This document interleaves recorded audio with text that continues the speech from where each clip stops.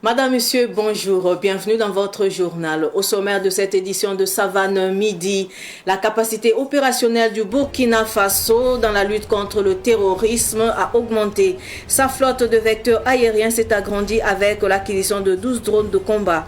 Une acquisition rendue possible grâce aux contributions diverses de citoyens burkinabés, a déclaré le capitaine Ibrahim Traoré lors de la remise de ces appareils au ministère en charge de la Défense. La synthèse de la cérémonie de remise des drones dans ce journal. Les femmes de la brigade verte de Ouagadougou sont dans la joie et pour cause. Elles ont reçu des vivres au petit matin de ce jour. Un geste du collectif national pour la refondation. Plus de détails dans un instant. Je vous l'annonçais en titre, le chef de l'État, le capitaine Ibrahim Traoré, a remis hier une douzaine de drones au ministère en charge de la Défense. Ce matériel contribuera au renforcement de la lutte contre le terrorisme. Ces drones de combat ont été acquis grâce aux diverses contributions des citoyens burkinabés. Le résumé de la cérémonie avec Sidiki Kabri. En remettant ces vecteurs aériens au ministre de la Défense, le capitaine Ibrahim Traoré invite l'armée à intensifier le feu. Pour le président, les nouveaux appareils sont d'une qualité inégalée et qui ont déjà fait leurs preuves. TB2 n'est plus à présenter, je pense qu'il fait ses preuves depuis le début de cette guerre. Et je pense que la nouveauté, c'est le Akinji. Et il a surpassé ses capacités techniques même que le constructeur avait prévues ici. On l'a soumis à de fortes épreuves dans ses capacités d'emport, d'endurance, de plafond, de vitesse, de performance. En tout cas, il a fait ses preuves. Et je pense qu'au cours du test, il a participé même à des missions de combat. Donc ce sont des appareils très performants, fiables que nous avons actuellement. Tout ce que vous voyez, c'est grâce au peuple que nous pouvons acquérir ce genre d'appareils. Ces appareils vont augmenter notre capacité opérationnelle, ça c'est sûr. Certains appareils se retrouvent en maintenance, nous n'avons pas un certain nombre d'appareils pour faire le relais. Donc l'agrandissement de la flotte permet donc d'intervenir en temps opportun, d'avoir une surveillance permanente.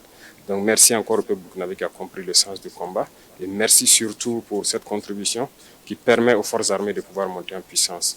Selon le ministre de la Défense, ce renforcement de la flotte aérienne de l'armée burkinabé va non seulement contribuer à lutter contre le terrorisme, mais aussi une source de fierté pour le Burkina. Ça fait une fierté pour nous parce que nous voyons vraiment l'effort que ça fait avec cet apport de multiplicateur de force. Vous aurez senti que même dans les villes les plus reculées, chacun demande avions sans bruit. Oui, nous les avons. Avec ce que les populations ont pu contribuer, nous avons une multitude d'engins de ce genre actuellement même dans le ciel, qui scrutent, qui recherchent au besoin de retrouver et détruire tout ennemi. Aussi saluer le chef suprême des armées qui par rapport à sa vision et ses instructions fait en sorte que rien ne puisse nous manquer en matière de moyens stratégiques d'appui aux forces sur le terrain. Le capitaine Ibrahim Traoré a salué le sens de patriotisme des Burkinabés qui, grâce à leur contribution, l'armée burkinabé continue de s'équiper convenablement avec du matériel de combat de dernière génération. Plus de bisbilles entre les organisations de la société civile de la veille citoyenne communément appelée Wayiyan. Lors d'une conférence qu'elles ont animée, les parties présentes ont mis en garde toute personne qui s'hasarderait à vouloir freiner l'élan révolutionnaire du peuple burkinabé. La conférence a été animée par la coordination nationale des associations de la veille citoyenne patriotique hier à Ouagadougou. Abdoulaye Kinda. Après des médiations, la crise au sein des associations de la veille citoyenne relève de l'histoire. Toutes les parties se sont présentées lors de cette conférence de la coordination nationale des associations de la veille citoyenne. Ceux qui ont ri ou ont pensé que nos mouvements de soutien à la transition sont divisés ou ont tourné dos au chef de l'État se sont tout simplement foutus le doigt dans l'œil.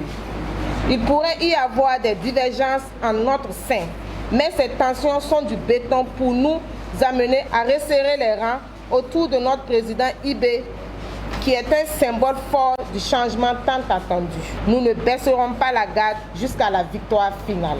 Et c'est le lieu pour nous de condamner fermement des organisations politiques qui essayent d'infiltrer nos mouvements par toutes sortes de pratiques. Celle ou celui-là qui essayera de trahir cette lutte sera démasqué et exfiltré hors de nos rangs. La coordination s'est prononcée sur la déclaration de Innocent Ouédraogo sur les réseaux sociaux critiquant la transition. Il y a plusieurs jours de cela, nous avons aperçu à travers les réseaux sociaux et même sur le terrain des actions qui ne nous honorent pas. Je pense que la situation sécuritaire ne concerne pas nous seulement. Si cela ne concerne pas Innocent Ouédraogo, nous n'avons pas besoin que Innocent Ouédraogo se prononce sur la situation de notre pays. Mais maintenant, nous voulons être clairs. Quand ce qui concerne la gestion du Burkina Faso, aujourd'hui la gestion est entre la main des patriotes. On ne peut pas comprendre qu'au moment où on a des femmes qui sont en ville, qui n'arrivent pas à dormir la nuit du fait de la disparition drastique de leur mari, il faut le dire. On ne peut pas comprendre que nous-mêmes ayons des frères, des sœurs, des pères qui croupissent au front. Aujourd'hui, tout le monde parle de la question économique. Mais tout ce qui vient dans la tête de Innocent Ouédraogo et son front, ce sont les élections. Aujourd'hui, c'est la question de souveraineté du Burkina qui est en jeu. La coordination a aussi invité les autorités du Burkina et de la Côte d'Ivoire à dialoguer sur les arrestations des combattants burkinabés à la frontière ivoirienne.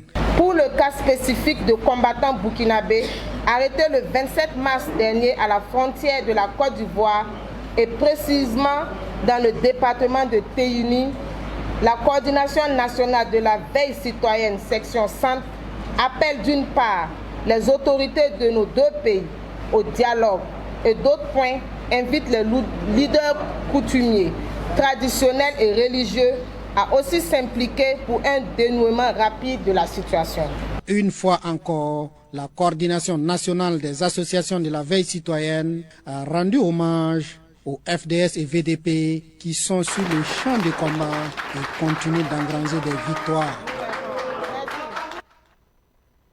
Et puis la Fondation Al-Bouchra a tenu sa 6e édition des causeries débats avec le réseau des journalistes et communicateurs musulmans du Burkina Faso. Cette année, les débats ont tourné autour du fondement du droit musulman. Les précisions d'Abdoulaye Kinda. Initiées en 2011, les causeries débats avec les journalistes musulmans ont pour but d'aider ces derniers à comprendre les messages islamiques. À cette 6e édition, le thème retenu est les fondamentaux du droit musulman, une causerie débat qui a duré plus d'1 heure dans l'auge. La plupart des thèmes qui sont véhiculés en islam sont faits en langue arabe. Et il va de soi que souvent, dans la compréhension, il y a des problèmes. Nous, en tant que formateurs arabophones qui avons eu l'occasion d'étudier l'islam à travers la langue arabe, également ayant une formation en communication et en traduction, nous avons dit que nous pouvons effectivement partager ce peu de connaissances que nous avons avec nos confrères journalistes pour qu'on puisse se familiariser avec certains concepts, notamment liés à des concepts comme la croyance, comme la pratique, comme l'éthique, et tous ces thèmes qui concourent à une meilleure compréhension du message islamique. Vous savez, quand on est journaliste, il faut manipuler les concepts avec dextérité, avec prudence. Tout en saluant l'initiative de la Fondation Al-Bouchra, le Résikom BF, à travers la voix de son président Abdul Karim Ouédraogo et le parrain Cheikh Soufi Moaz Ouédraogo, se dit satisfait de la causerie débat. Cela va nous permettre d'avoir de meilleurs outils pour pouvoir non seulement pratiquer notre religion, mais aussi contribuer dans nos différentes rédactions, dans l'analyse et en tout cas le commentaire du message de l'islam à travers les droits fondamentaux qui s'y retrouvent. Moi j'attends de eux vraiment le travail de professionnalisme, à ce qu'ils donnent, ce qu'ils ont appris ici et à les former aussi d'autres personnes pour qu'ils puissent faire le bon travail. Parce que ce que je dis, dans un pays où les journalistes ne sont pas bien formés, ils peuvent même être des dangers pour ce pays. Donc on attend de eux à ce que vraiment ils pratiquent ce qu'ils ont appris et essayent aussi de former d'autres personnes. Cette 6e édition de la causerie débat entre la Fondation Al-Bouchra et le Résikom BF s'est achevée par une rupture collective du jeûne de Ramadan. Je vous l'annonçais également en titre, le collectif national pour la refondation a procédé au petit matin de ce mardi à la remise des vivres aux femmes de la Brigade Verte. Une occasion pour ce collectif de communier avec ces femmes et surtout dire des prières pour le retour de la paix au Burkina Faso. Le point avec Sidiki Cabré. 3 tonnes de riz de 25 kg, de l'huile végétale et des pâtes, c'est la composition du don fait par le collectif national pour la refondation aux femmes de la Brigade Verte. Une manière pour le collectif de célébrer la bravoure de ces femmes, mais aussi rendre leur fête de Ramadan agréable. Les braves dames du pays, elles sont des exemples, elles se battent jour et nuit, elles sont dans nos rues. Malgré leur âge, elles se battent jour et nuit à ce que nos villes soient propres. Et ça vraiment, ça touche vraiment, ça fait chaud au cœur. Voilà la raison pour laquelle j'ai profité de l'occasion. On n'a pas cette occasion tous les jours d'échanger avec elles. Parce qu'il faut chaque fois les rassembler, c'est pas évident. J'ai profité de la fête de l'Aïd pour échanger avec elles en même temps. Quelles sont les préoccupations qu'elles rencontrent dans les rues, parce que c'est pas facile aussi. Elles rencontrent des fois des difficultés, mais par la grâce de Dieu, tout se passe bien, à la sécurité et tout, elles se sentent bien. C'est la satisfaction totale sur les bénéficiaires. On est très contents de ce que vous avez fait pour nous. Vous avez pensé à nous et nous sommes de cœur avec vous. Je vous remercie beaucoup, que Dieu vous bénisse et que notre terre, qu'on ait la paix au Burkina, c'est tout ça. Sinon, on est très contents du donateur. Merci beaucoup, que Dieu vous accompagne. Je vous dis merci beaucoup parce que vous avez nous choisi ici pour venir prendre la nourriture. On est fiers de vous. Cette action du collectif a bénéficié aux femmes des brigades vertes de Tampuy et de Sissin. Le collectif n'envisage pas s'arrêter en si bon chemin. Il envisage d'autres actions dans les jours qui suivent.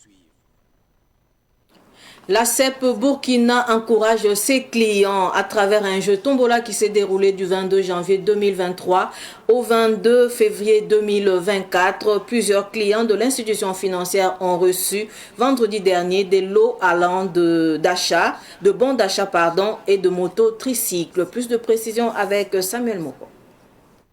Son casque d'abord avant de prendre la clé de son tricycle. Tout comme Seni Gasbeogo, client de l'institution financière ACEP Burkina, gagnant du gros lot, ils sont nombreux, les clients qui repartent avec des lots, des bons d'achat, des bons de scolarité, des réfrigérateurs et bien d'autres. C'est ainsi que l'ACEP Burkina célèbre ses clients. Il y avait des conditions à remplir. Il fallait déjà être client, il fallait épargner et sur la base de vos mouvements, de nombre d'opérations, de vos capacités d'épargne, il y a des notes qui vous sont attribuées. Donc aujourd'hui, nous avons récompensé vraiment les meilleurs épargnants, ceux qui épargnent beaucoup et de façon régulière.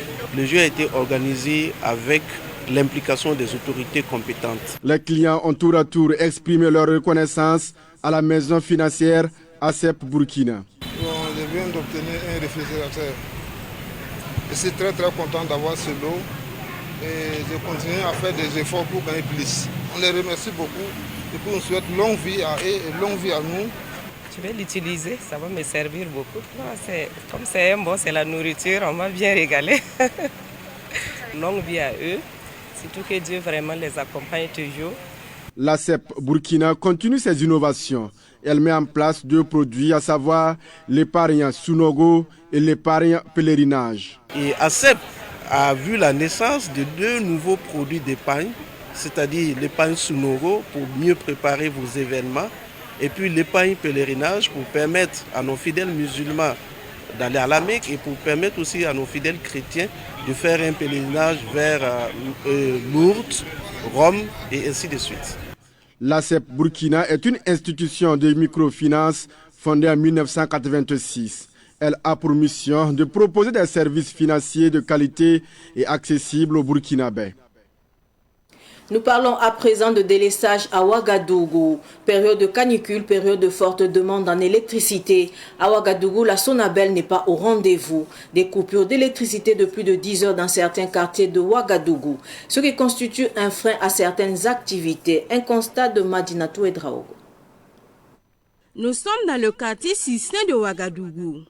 Dame Alima Ilboudo est vendeuse de jus. Depuis un certain temps, elle connaît beaucoup de pertes du fait des coupures sans cesse du courant. Elle demande aux autorités de réagir au plus vite pour limiter les dégâts. Moi, c'est pas facile. Nous, on souffre ici avec le courant. Pour faire les jus, souvent tu peux faire mettre et puis ça se gâte. Il n'y a pas de courant, on n'arrive même pas à vendre. Des glaces, on prend des commandes, tu mets et puis ça ne se forme pas. D'ici que ça va commencer à se former là seulement, il n'y a pas de courant. Donc on souffre. On souffre beaucoup.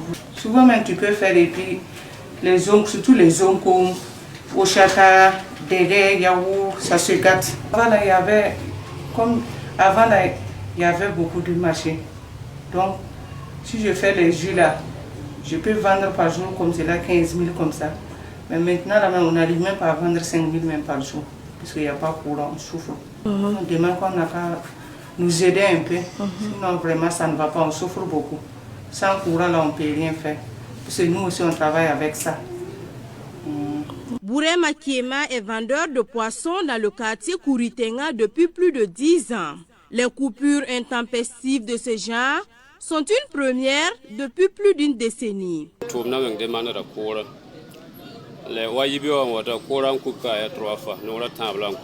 Les délestages ne nous arrangent pas car ils compromettent nos activités. Le courant est coupé 3 fois ici ce matin. Cela déçoit nos clients et nous commençons à les perdre. Nous leur demandons de nous aider. Ces couturières sont assises depuis 9 heures dans l'attente de l'électricité pour travailler. Une situation angoissante, surtout à l'approche de la fête du Ramadan. S'il n'y a pas de courant, on ne peut pas travailler parce que nos machines sont en électricité. On ne peut pas travailler sans le courant. Pas coudre. Sans courant, on ne peut pas travailler. Les habits sont beaucoup. On ne peut pas travailler. On ne peut pas respecter les rendez-vous. Autour de 13 heures, l'appel rare est là. La joie se lit sur les visages de ces couturières. On peut travailler même. Signalons que le directeur général de la Stonabel, Suleiman Ouedraogo, a fait une sortie sur la RTV pour expliquer ces délestages sauvages. Pour lui, la situation s'explique par la forte demande en électricité ces temps-ci, l'insuffisance d'investissement dans le domaine et les difficultés que rencontre son fournisseur du Ghana. Sport pour clore ce journal. Les organisateurs du jeu de pétanque dénommé Safe Zone ont tenu le samedi dernier à Ouagadougou la 3e édition du tournoi à Karpala dans l'arrondissement 11 de Ouagadougou. Avec plus de 200 participants, ce jeu de pétanque est une tribune offerte aux amoureux de la discipline de faire valoir leurs compétences. Sidiki Cabré, reportage. C'est sur le score de 9 points à 8 que l'équipe AS Sports a remporté le trophée de la 3e édition du jeu de pétanque dénommé Safe Zone face au club Souton Norma. Les finalistes remportent également l'enveloppe de 150 000 francs CFA et bien d'autres gadgets. Je suis très heureux parce que ça fait la 3e finale qu'on a perdu. Donc Dieu merci, cette fois-ci Dieu nous a souri et on a remporté. Pour le promoteur du jeu de pétanque, au-delà du sport, cette compétition est une occasion de sensibiliser les citoyens sur l'utilisation responsable de l'Internet et particulièrement des réseaux sociaux. En organisant cette coupe de pétanque dénommée Safe Zone, c'est pour interpeller aux gens de faire attention à ce que nous consommons sur l'Internet. Appeler aux gens de venir dans l'Internet parfait. Safe Zone, ça veut dire que l'Internet sécurisé. Pour dire aux gens, le meilleur de l'Internet est à venir. L'Internet est censé de nous faciliter la vie, mais on s'est rendu compte qu'aujourd'hui, l'Internet est un bourreau pour l'homme. Il n'est pas rare d'entendre que on a piraté mon compte, on a volé mon âme, l'Internet on m'a eu aujourd'hui. Tout ça là, ce sont les méfaits que Safe Zone a bannis dans le futur de l'Internet parfait que nous sommes en train de sensibiliser. Deuxièmement, nous avons dédié ça cette année au FDS. Le parrain El Abdourahmane Gabonais s'est réjoui du pari réussi et souhaite que de telles initiatives se poursuivent. En choisissant de parrainer une telle activité, nous savons que la pétanque est aimée par la jeunesse burkinabé et justement, cette jeunesse va découvrir ce que c'est que la Safe Zone. Et en découvrant la Safe Zone, ça va bien sûr leur permettre d'utiliser ce réseau social-là qui va désormais être leur compagnon de tous les jours, qui va désormais être leur protection de vie privée. En plus de ça, pour permettre justement à la jeunesse de pouvoir faire le sport, leur sport favori qu'on appelle la pétanque. La 3e édition du jeu de pétanque dénommé Safe Zone a connu la participation de plus de 200 joueurs répartis en 80 groupes. Ainsi s'achève ce journal. Merci pour votre fidélité. Au revoir.